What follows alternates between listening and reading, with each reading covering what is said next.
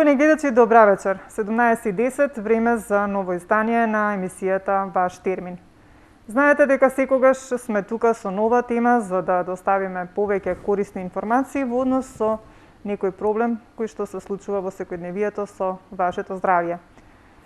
Одамна не сме говориле на тема дерматологија, кожни проблеми. Одлучивме еве денес да биде таа темата. Во новата сезона не сме отвориле ваква тема. Уште повеќе што се уште е времето надвор ладно, а причината за појавата на дерматитите и екземите во главном е ладното време, бидејќи ја суши кожата. И одлучивме денеска да поразговараме на оваа тема, значи дерматити или екземи, што представуваат, какви видови постојат, како оди диагностиката, третманот, лекувањата, симптомите, причини, се разбира и така натаму се што треба да објасниме во однос на дерматитите. Одговорен доктор за денешната тема е доктор Коста Цветковиќ, кој што е специјалист дерматолог. Се надевам дека сето она што денес ќе го објасниме во оваа емисија ќе има корист во однос на тоа што ќе ви го пласираме како информации. Ако пак имате некое прашање, нормално знаете дека сме отворена контактна емисија, ќе може да не искомуницирате и да поставите прашања до доктор Цветковиќ. Меѓутоа, пред да го поздравам доктор Коста, кој што веќе со мене во студиото, би побарала од режија да го пуштат прилогот како вовед во денешната тема за дерматит, па повторно ќе се вратиме назад во студиото. Е облик на дерматитис кој се одликува со хронично воспалена кожа и чешење. Зафатениот дел по правило станува сув, кожата се лупи, а некогаш се создаваат и меури.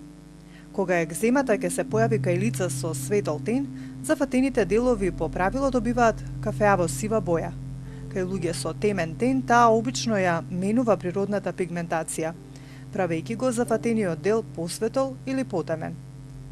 Екземата најчесто се појавува на лицето, рачните зглобови и колената, но не е ограничена само на тие места.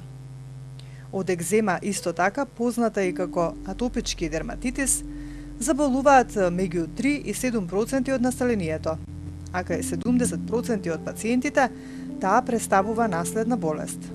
Најчеста е кај малите деца, од кои повеќето оздравуваат пред да наполнат 2 години.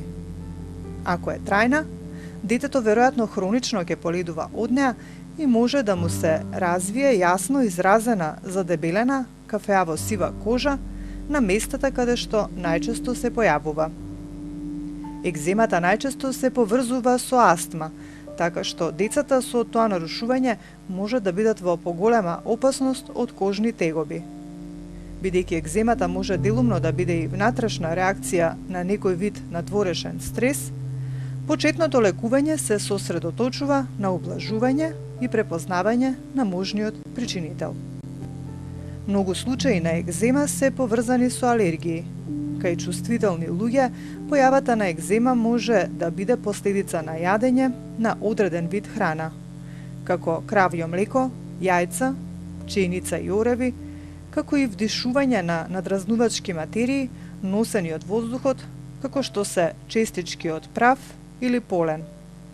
Екземата е исто така последица на допир со надразнувачките материи во обичните материјали, како што се волнените и синтетичките ткаенини, латекс гумите, некои детергенти, производите на база на хлор, минералите на никел во накитот и формалдехидот, кои се наоѓа во ткаенините, кои не е потребно да се пеглаат, бојата за обувки, теписите, пенливата изолација и верката.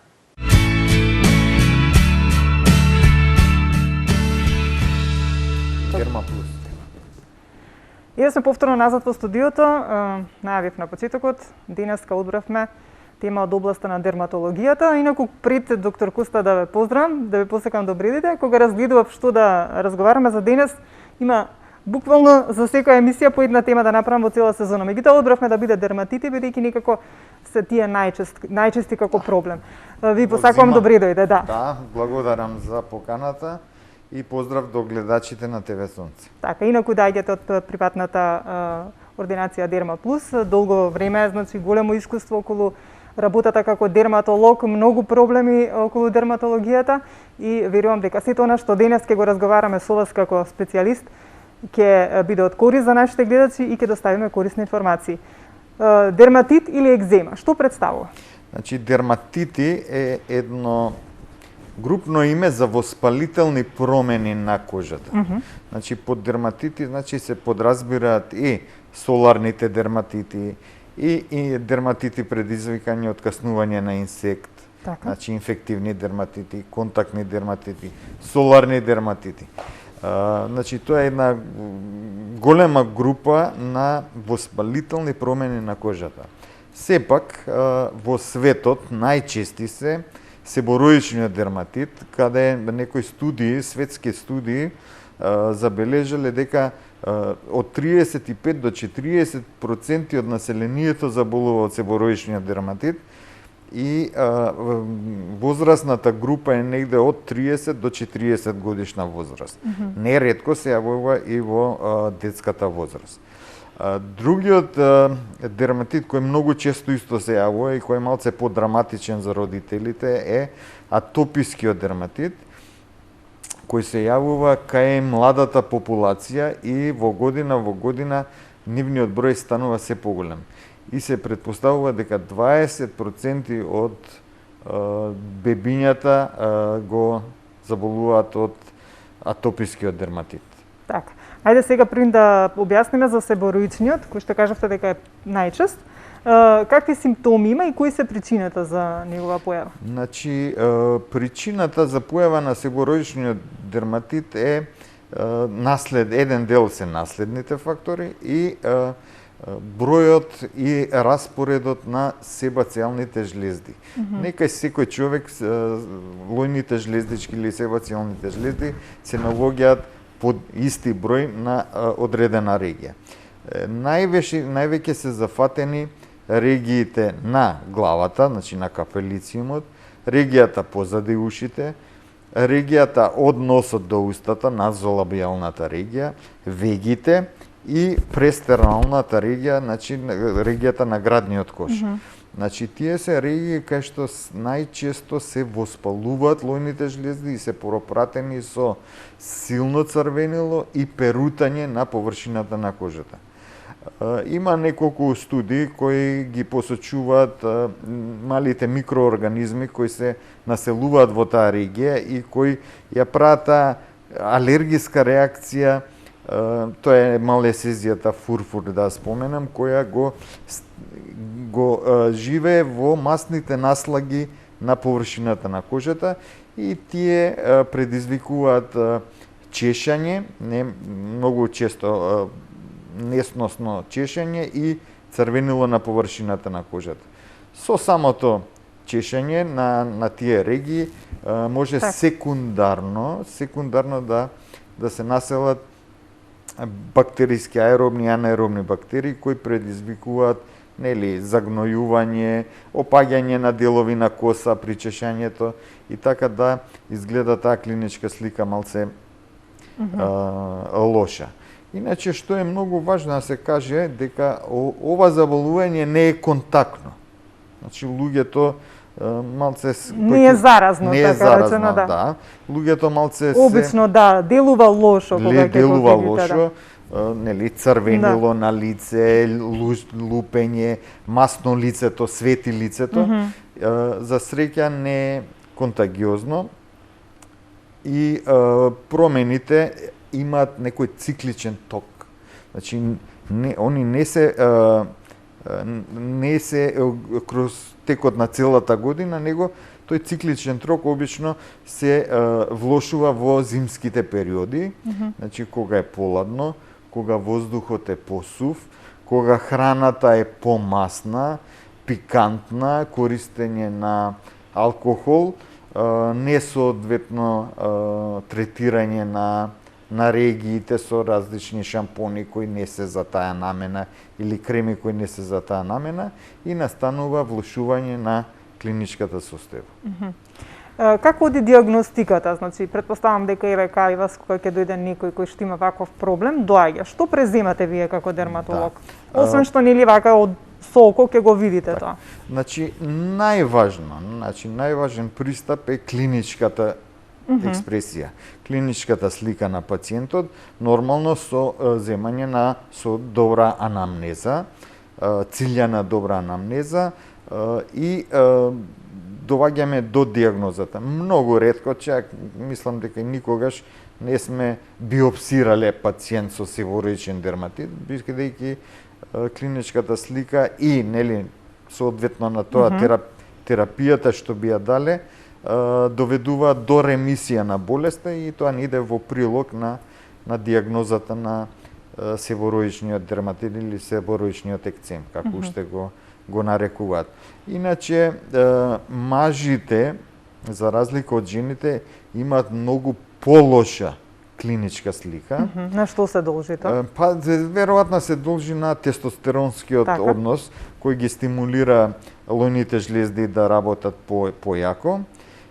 Понатамо, знае севороичниот дерматит да се јави во некоја подмината возраст кај некои болести како што е Паркинсоновата болест или кај болните од ХИВ позитивни пациенти. Знае да се јави, значи во таа подминала возраст или со полоша клиничка слика треба да се посомнева и на овие заболувања. Така. Како оди по тоа третманот? Кажавме дека ќе ги разделиме севороичниот и атопичниот. Предпоставам дека не е така едноставно и за 2-3 дена ова да се излекува. Знам дека треба многу време и трпение.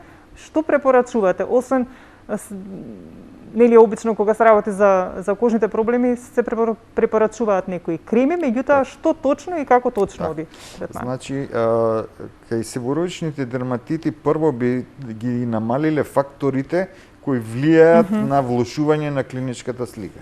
Тоа е масната исхрана, млечните масти, зачините, алкохол, туширање со многу топла вода, несоодветни шампони. Значи, тие фактори би требале да се намалат. Да речеме исто за косата, девојчињата или машките што носат долга коса или носат фатена во репче, многу често во долниот дел на главата љушпите и чешањето многу интензивно, како цели парчиња од кожа паѓаат во таа регија и има еден малце непријатен мирис во таа регија. Значи треба да се изречува косата, да се чешља со дрвени чешљеви и да се користат соодветни шампони. Значи шампоните се користат. Вие им препорачувате кои точно? Постојат некои специјални? Да, точно. Значи постојат соодветни шампони кои се продаваат во апотеки, исклучиво во апотеки. Зборувам за потешките форми на севороичен дерматит, додека за полесните форми каде што е само нагласен перутот и благо црвенило, тие шампони ги има и во големите супермаркети, во обични продавници. Нагласено е дека е шампон против перут. Додека другиве шампони за посериозните форми се продаваат во апотеки и они се некоја комбинација од антимикотик, кетоконазол, унутра има и средства за љупење, значи салицилна киселина, и благи раствори на кортикостероиди, кои воедно, значи, делуваат и на малесезијата, делуваат на љупење на промените и делуваат на смирување на состојбата на главата. Исти такви средства има и креми, кои се користат за лицето или за таа регија, за градната регија. Тоа се креми исто така со салицилна киселина, во постаро време имало и со сулфур, препарати со сулфур кои исто доведуваат благонаклонно за смалување на клиничката слика кај пациентите. Морам да кажам дека кај севороичниот дерматит нема тотално излекување. Тоа сакав да нагласам, да.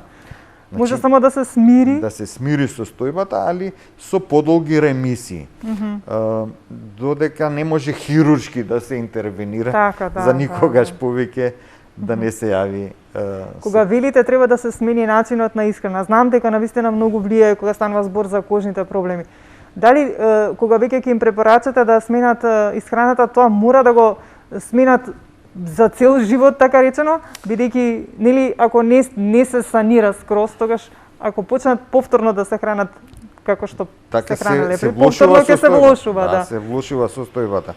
Знаете кој ќе кажете на пациентите да внимаваат или да земат одреден тип на храна, они самите се чувствуваат подобро. Значи паѓа холестеролот, нивото на холестерол, зачините се намалуваат, не консумираат газирани, да не спомнувам, средства и така натаму, многу јадење благо, чоколади и така натаму и губат и на тежина, значи и физикусот изгледа многу по така. Практично ќе се исчистат од сите оние отрови кои што пак предизвикуваат да се манифестира тоа. Стимулираат војните жлезди да работат многу повеќе. Да. Уште повеќе што не кажав и на почетокот кога најавував за дерматологијата дека кожата е нашиот најголем орган на нашето тело и се што се случува во нашето тело се рефлектира на нашата кожа. Тоа треба добро да го знаат нашите гледачи. Так. Значи кажавме за себороичниот дека не може скроз да се излекува, меѓутоа сите оние кои што имаат таков проблем да знаат дека исхраната е многу важна, да се практикува континуирано, онака како што ќе им се препорача и нормално да го прават сето она што вие како дерматолози им го препорачувате. Да избегнуваат ладно, на владно, на ветер. Зимските периоди да е многу посув воздухот. Одлучивме ова време да проговориме. Ајде тука ќе се обратам до нашите гледачи, сите оние кои што не следат, од режија веќе може да ги пуштат телефоните ако не се пуштани, па ако имате некое прашање во однос на некој проблем со кожата, денеска е тука доктор Цветковиќ да биде за вас нели достапен за да може да одговори на некој ваше прашање. Атопичниот дерматит, кажавте дека е по застапен кај малите бебиња и сум имала можности тоа да го видам. Навистина е тоа многу непријатно на обично обравчињата на малите бебиња. Кои се причините за појавата на атопичниот дерматит и ајде како оди сето тоа дијагностика, симптоми и така натаму? Атопичниот дерматит е една клиничка слика која е многу впечатлива и кој ќе младите лекари кои ќе ја совладаат, кои ќе го не може да ја заборат и многу ретко ќе ја промашат дијагнозата. Така. Иначе исто тука влијаат многу наследните фактори. Да речеме, има исто така истражување, ако двата родитела се атопичари, детето сигурно ќе второто дете ќе биде 70% склон да добие атописки дерматит. Тоа е едно. Второ што е интересно. Значи вторите деца се склони да добијат атописки дерматит. Децата кои се родени во есен и во зима исто така се многу посклони за појава на атописки дерматит. Ајде ќе ни кажете зошто да видиме кој се јавува. Добро вечер, повелете. Добро вечер. Вака се јавувам во врска со контактен дерматит на раце. Ми се појави пред неколку месеци и како терапија ми е препишан маст бетаметазон. Меѓутоа бетаметазонот ми создава ми се уваат оние како меури водени. Бетаметазонот ми ги суши, почнува сушење на раце, лупење и болки во рацете. Добре. Така да, моето прашање е што предизвикува контактен дерматит? Дали може да биде предизвикан од некои лекови кои што се внесуваат, а моментално имам одредена терапија, или пак контактен дерматит е појава, односно е резултат на нешто кое што сум во контакт секој ден? Тоа ми е прашањето до доктор. Добро, ви благодариме. Самиот збор контактен дерматит асоцира на контакт. Појава на локални алергиски реакции на рацете.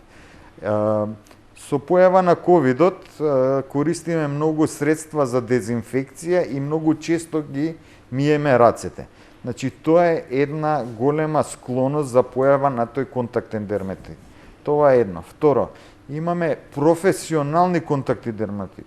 Јас сум пациентката не каже што е по професија, но да речеме жените што работат со хемикали, со фризури, у хемиска индустрија, што работат со прехрана, со миење на садови, значи тие контактни материи се многу јаки и секојдневното користење на нив доведува до појава на овие екцемни реакции, што, да речеме, пациентката многу убаво опише со појава на пликчиња, меурчиња под површината на кожата и пукаат.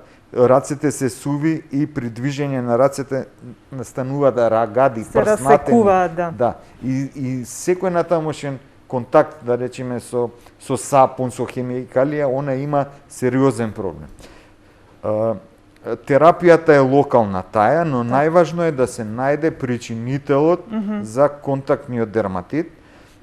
Јас на пациентите им советувам да си направат или да купат прво памучни ракавици, а врз нив да стават гумени или латекс ракавици, бидејќи гумените ракавици и тие можат да предизвикаат, да. Они фактички талкот со гумата е голем алерген и ја влошува состојбата. Так, бидејќи не кажа се нашата гледачка, ако сака да стапи во контакт со вас, јас ќе посочам и за сите оние кои што не следат, веќе од утре во нашата телевизија ќе го има бројот на доктор Коста Цветковиќ, ќе може да го добијат и секако ќе може да се слушнете со него, па можеби и повеќе информации или да се видите, па да може да, ако може нешто да ви помогне во однос на сето она што ги имате како проблем.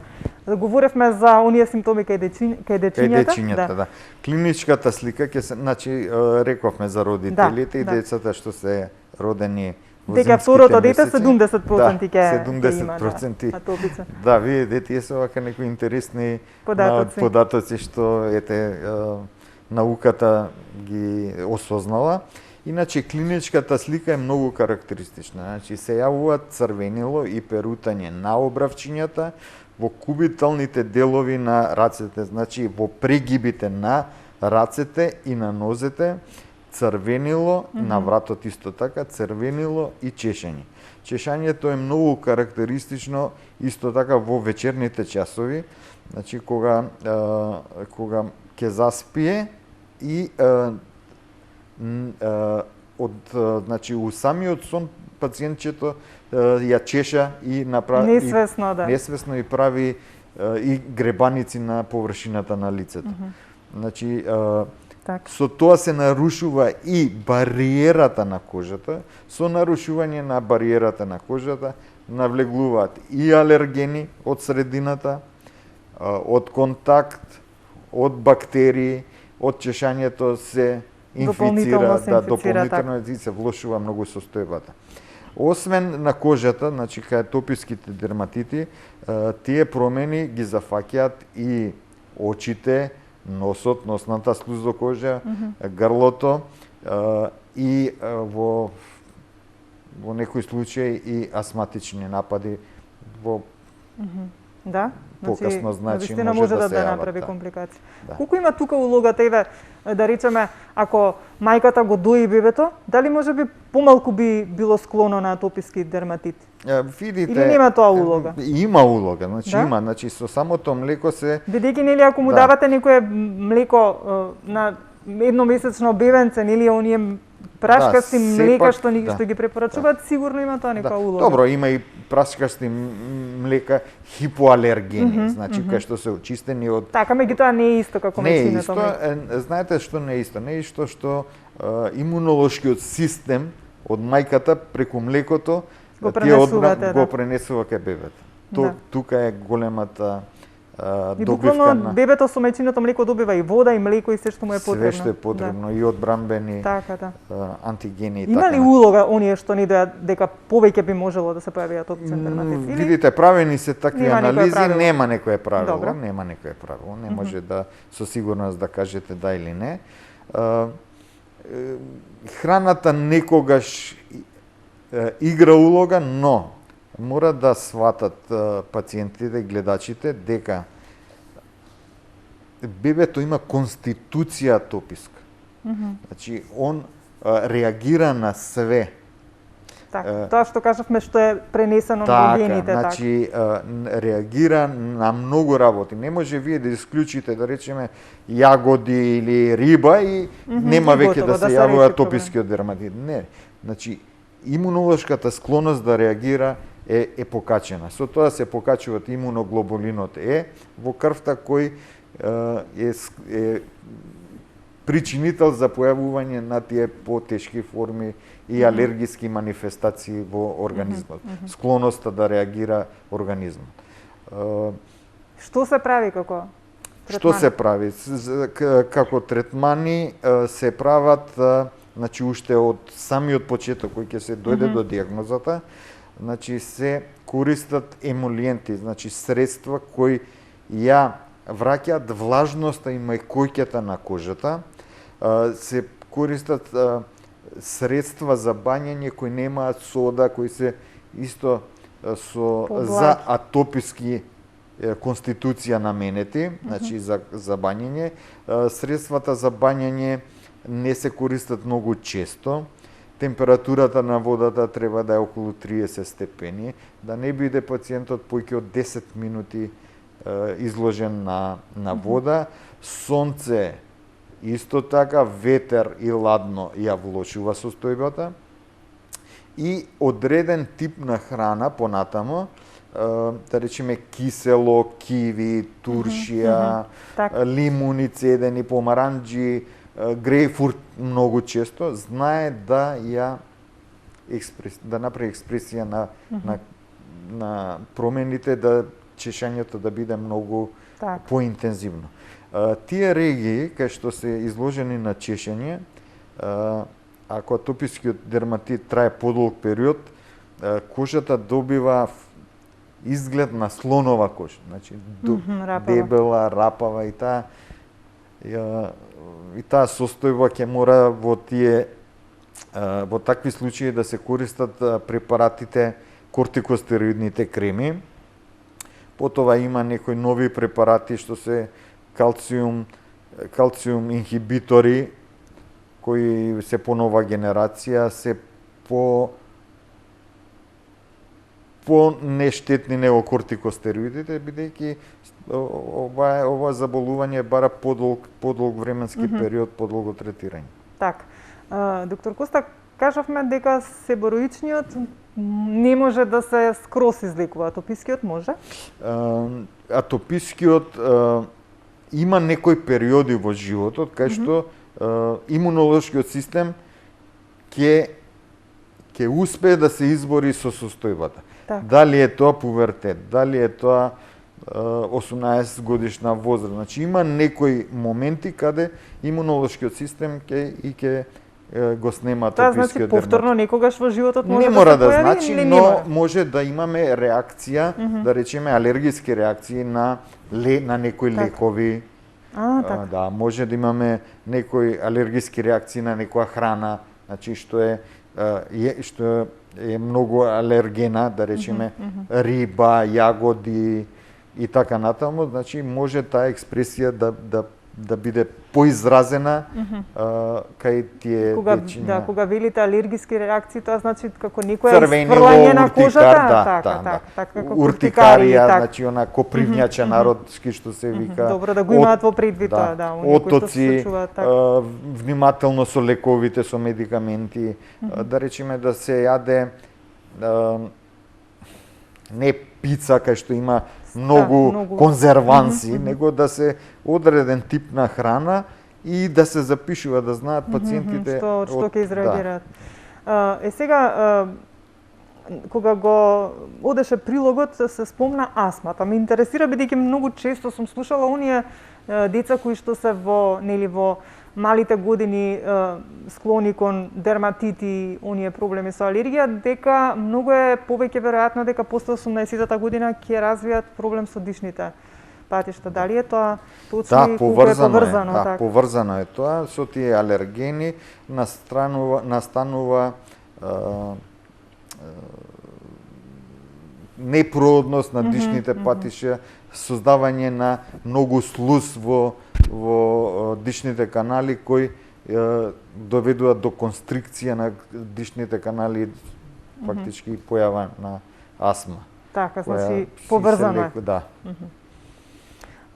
Добро, бидејќи кога се јави гледачката спомна контактен дерматит, некако во оваа поделба го нема, а меѓутоа многу често присутен е.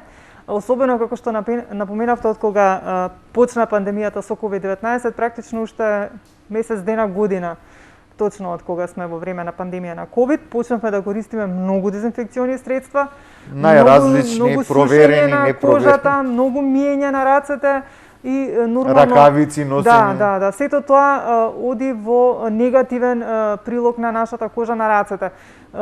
Колку има в тебе, како да кажам, кај вас посетители од страна на нас, нели, граѓаните кои што се соочуваме со сева ова, да дојдат и да побараат помош од вас и како оди потоа третманот, што им препорачувате, бидејќи претпоставам дека многумина се соочуваат со ваков контактен дерматит. Значи, добро, кај во нашата ординација доваѓаат пациенти кои имаат сериозни контактни дерматити, посебно на рацете, посебно на средствата за хигиена. Тоа е пред се предизвикано од десетократно миење раце. Така. Значи, буквално миење раце 4 пути на сат. Така. Значи, вие и да земете најблаго средство за дезинфекција и за миење, она ќе оштети бариерата на кожата. Така. Значи, такви драматични случаи имаме да сум советувал на родителите или на возрастните да посетат психолог. Да? Велите дека тоа е веќе многу претерано? Претерано. Тоа е како таа е Што прави на кожата практично? Ја суши кожата, си миња еден слој од кожата. Кожата Како да ви се станува излупил, тенка, така. Станува тенка, нема ги кожните набори. Практички оној заштитен прв слој. Никаков слој, значи бели, модри рацете, атрофични Така. раце. Добро, што препорачувате? Препорачуваме одма, значи корекција на средства, купување средства кај што пишува сензитив, значи за сензитивна кожа, кај што нема киселини во средствата. Потоа заштитни витамински креми има што прават бариера, баш и тако името, прават бариера од контактите, да се намали миењето и обавезно да се сушат рацете.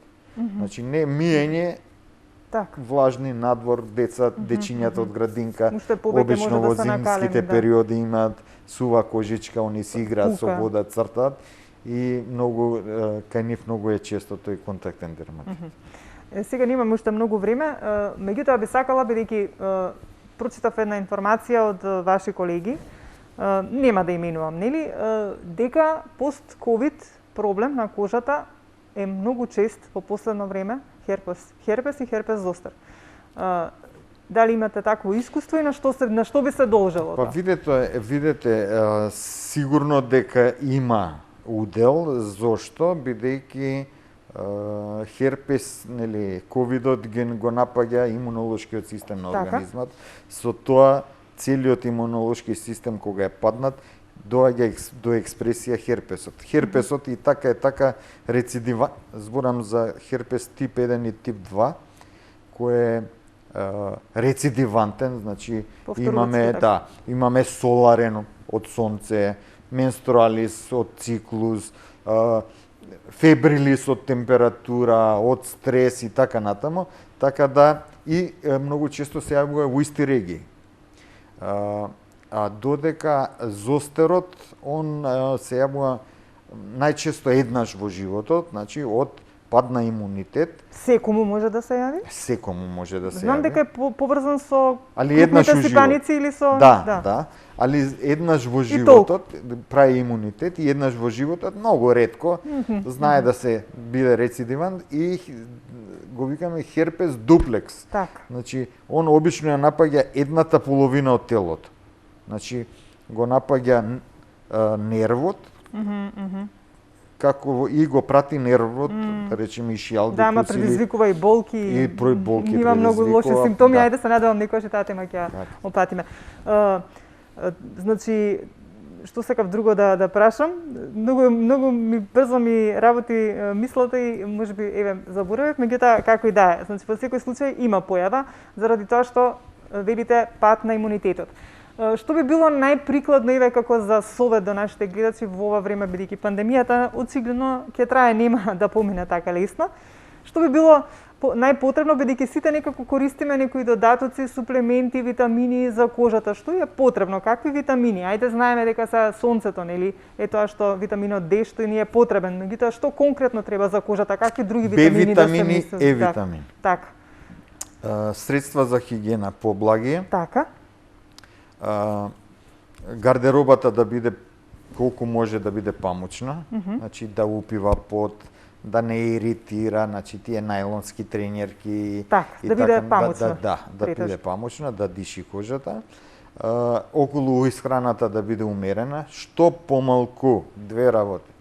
Вештачки бои и конзерванси. Витамините